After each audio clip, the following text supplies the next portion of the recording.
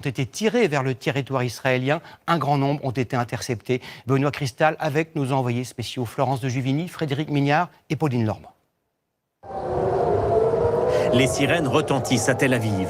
Alerte aérienne. Le système antimissile israélien Dôme de fer entre en action.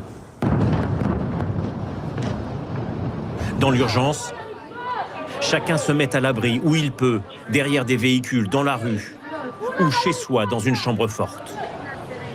Nous avons pu joindre un porte-parole de l'armée dans un bunker. C'est une frappe très importante qui vient de l'Iran. Il faut attendre un petit peu. Ce qui est clair, c'est que tout Israël s'est mis à chercher de la protection. Je parle des joints, évidemment. Et au-delà de cela, il faut attendre un petit peu pour avoir des détails. Ça tombe les uns après les autres, dit ce témoin.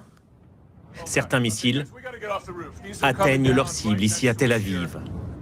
De façon exceptionnelle, la banlieue de Jérusalem semble elle aussi visée par ces tirs.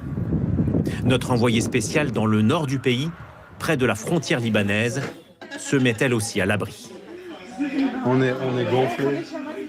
On vient de voir des centaines de missiles iraniens passer juste au-dessus de nous, puis le dôme de fer entrer en action. Aussitôt, l'alerte a retenti.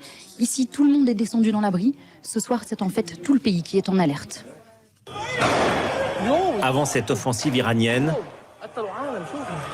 2 terroristes ont tiré dans les rues de Tel Aviv, près de la ligne de tramway à Jaffa.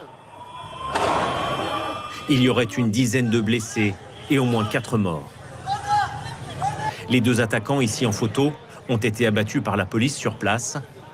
Ces attaques font suite à la première incursion terrestre revendiquée par l'armée israélienne en territoire libanais la nuit dernière.